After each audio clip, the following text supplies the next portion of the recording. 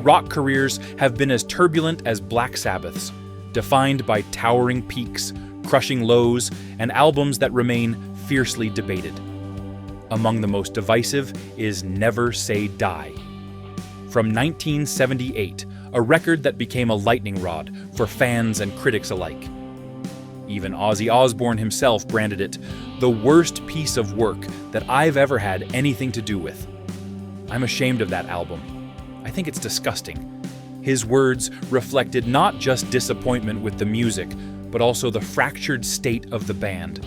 Substance abuse, personal conflict, and creative exhaustion all bled into the sessions, leaving a disjointed, experimental work that baffled listeners. Yet, dismissing the album outright might be too easy. The fiery title track carries undeniable energy, and some argue that its flirtation with jazz and electronic textures, while inconsistent, at least showed a band still searching rather than settling. In hindsight, Never Say Die represents less a collapse in talent than a collapse in unity. Tony Iommi later added nuance to Ozzy's fury. The guitarist admitted the record was very confused, shaped by chaos behind the scenes. Ozzy had briefly quit before the sessions, forcing Sabbath to write new songs with temporary frontman Dave Walker. When Ozzy returned, he refused to sing them, leaving the group scrambling to rewrite and record under pressure. Iommi confessed their heavy drug use only deepened the problems. "We were getting really drugged out. Nobody could get anything right.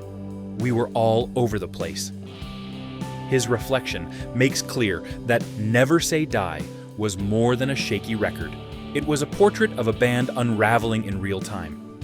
Bassist Geezer Butler echoed that bleak view, cutting even sharper. Never Say Die is easily the worst album we did. He blamed their decision to self-produce without proper preparation, all while distracted by legal and financial struggles. For Butler, the album's melodic experiments stripped Sabbath of their trademark heaviness. What was meant to sound fresh instead sounded uncertain, and the fans knew it.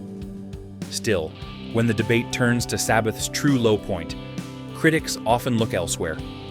The common target is Forbidden from 1995, released during a fading era for the band.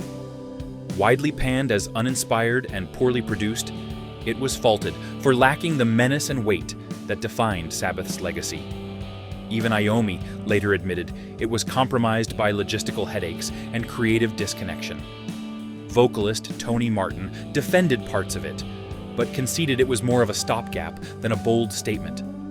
In many ways, it felt like a band marking time before a reunion, rather than carving a new path. If Never Say Die captured Sabbath in freefall, Forbidden revealed a legacy adrift. Together, they stand as reminders that even the mightiest bands can stumble, and that the missteps, however painful, are part of what makes their story endure.